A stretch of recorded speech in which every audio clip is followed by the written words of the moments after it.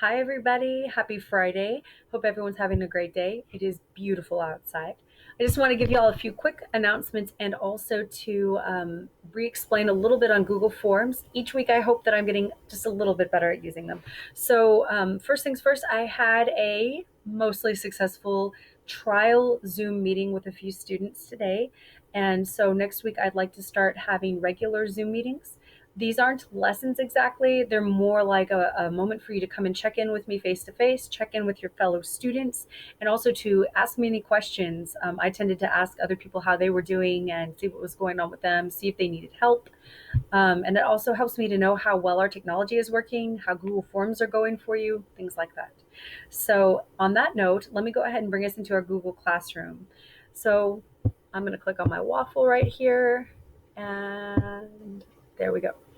I'm going to go ahead and use seventh period today because it's one of the first ones that pops up. There we go. Okay, so real quick, whenever we do have our Zoom meetings, I'm planning on having one next Wednesday, and I'm going to try to have one at 2 o'clock and then one at 3 o'clock. These will be half-hour sessions, mainly just for us to all check in with each other and make sure that everything's going okay, and I can answer any questions you have or address any concerns that you may have. I did make an announcement in your stream, and I will continue to do so. So right here, I had a little announcement in the stream. I will continue to do that whenever we have our Zoom meetings, and also I will email you the invitations, of course.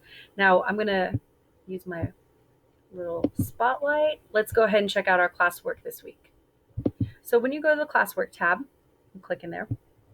Okay, this week's theme was aspects of reading and writing.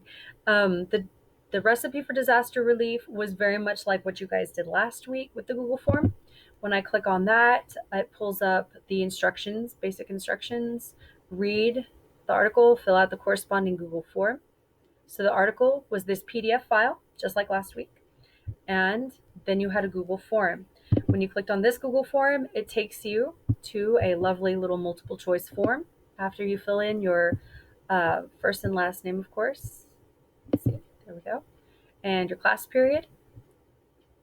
You would have gone down here to these different questions and multiple choice answers, and then you just fill in the answer. These had one correct answer. At the end of the Google form, it would have let you know how you did. Okay, I'm going to X out of that. I'm back in the classwork section here now. Okay, so that's the recipe for disaster relief. Go ahead and minimize that. Your other two assignments were write a simple summary and drawing a conclusion. These forms were just a little bit different because they involved you doing short answers instead of just multiple choice.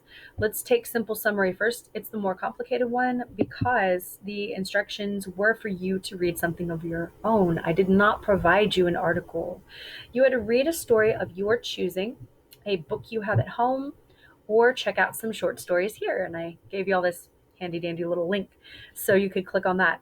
Once you knew what you wanted to summarize, you'd go here to this form.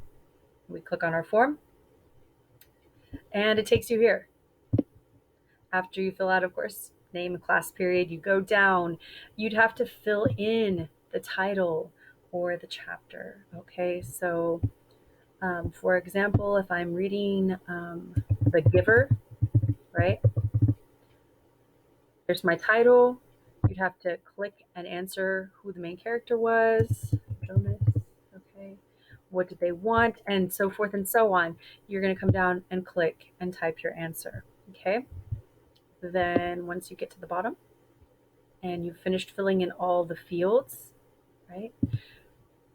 You would submit. You can always use this little option here. We have an option to send a copy of your answers to your own email. That's absolutely up to you. All you have to do is either click it on or click it off and then hit the submit button there. Okay. Last but not least, let's look at I'm going to leave that form. I don't need it. Okay. Let's look at our last assignment, which was drawing a conclusion. Okay. This one was pretty straightforward. Fill in the Google form and have an awesome day. So this was your last assignment. So if it's the last one you're doing, hopefully you do have an awesome day. You click on that.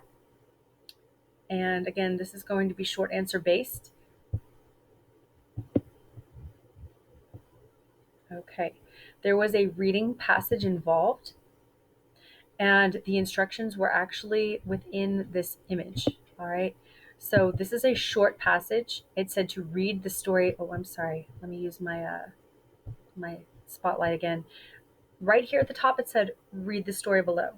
Then at the bottom, you had your instructions. Write the ending of the story, explain which door Elwyn and Alora picked, and how they knew it was the correct door. And you had to answer. Okay.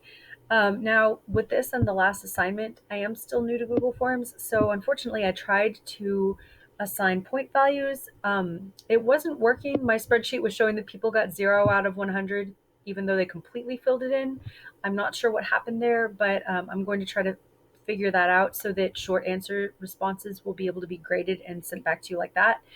But just know that if you filled it in sufficiently and if it makes sense, like I know if it makes sense or not, also on your summary of your own reading, I'll know whether or not that's actually accurate. As long as you wrote something that made sense and you wrote a sufficient amount, and I can tell that you were really trying without all these crazy errors or anything like that, then you got an A. Okay, so that's basically it, you guys. I hope you have a wonderful weekend. I'll leave it right here, and I will see you on Monday.